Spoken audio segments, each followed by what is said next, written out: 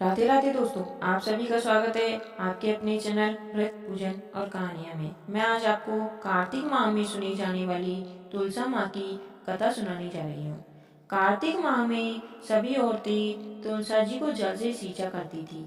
एक बुढ़िया थी जो कार्तिक माह में तुलसा जी को सींचने जाती थी, और जब वह जाती तो तुलसा माता से कहती, हे तुलसा माता, सत की दाता, मैं तेरा बिरवा सींचती हूँ, मुझे बहू दे, पीले रंग की धोती दे, मीठा घास दे, बैकुंठ का बांस दे, अच्छी मौत दे, चंदन की काठी दे, अच्छा राज दे, खाने को दाल भात दे, और 11 के दिन कृष्ण का कंधा दे। बुढ़िया माँ की ये बातें सुन तुलसा माता सूखने लगी।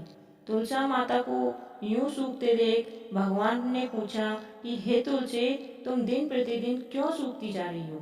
तुलसी माता ने कहा कि बस मेरे मन की मत पूछो। भगवान ने कहा, मैं नहीं पूछूंगा तो कौन पूछेगा? इस पर तुलसा माता कहती है कि एक बुढ़िया आती है और अपनी बात कहकर चली जाती है। मैं उसकी सभी बातें पूरी कर दूंगी, लेकिन कृष्ण का कंधा कहाँ से लाऊंगी? भगवान कृष्ण बोले कि वह मरेगी तो मैं अपने आप ही कंधा देने आऊंगा। तुम बुढ़िया माई से यह बात कह देना। इसके बाद बुढ़िया मर गई। बुढ़िया के मरने पर सारा गांव इकट्ठा हो गया और उसका अंतिम संस्कार आने पर उसे उठाने लगे, लेकिन वह बहुत भारी हो गई, जिससे उसकी अर्थी टस से मस नहीं हुई। अभी बोले कि वह तो बहुत संस्कारी थी, बहुत पूजा पाठ करती थी, कोई पाप नहीं किया, फिर भी वह इतनी भारी कैसे हो गई? बूढ़े ब्राह्मण के वेश में भगवान आए और कहने लगे कि यह भीड़ कैसी है?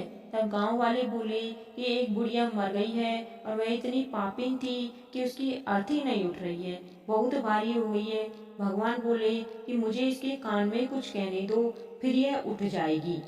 भगवान बुढ़िया के पास गए और उसके कान में कहा कि बुढ़िया माई, अपने मन की कर ले, पीताम्बर की धोती ले, मीठा घास ले, बैकुंठ का बांस ले, चटक की चाट ले, चंदन का कांट ले, झालर की झनकार ले, दाल भात को जी और कृष्ण का कंधा ले। भगवान की सभी बातें सुनकर बुढ़िया हल्की हो गई और भगवान अपने कंधे पर उसे ले गए। बुढ़िया को मुक्ति मिल गई और वह बैकुंठ को चली गई। हे तुलसा माता, जैसे आपने उस बुढ़िया माई की मुक्ति की, वैसे सभी की करना। जैसे भगवान ने उसे कंधा दिया, वैसे ही हमें भी भगवान का कंधा देना। कहानी सुनने वाले और सुनाने वाले सभी का भला हो, आपकी सभी मनोकामनाएं पूर्ण हो। कार्तिक की और कहानियां सुनने के लिए चैनल को अभी सब्सक्राइब करें।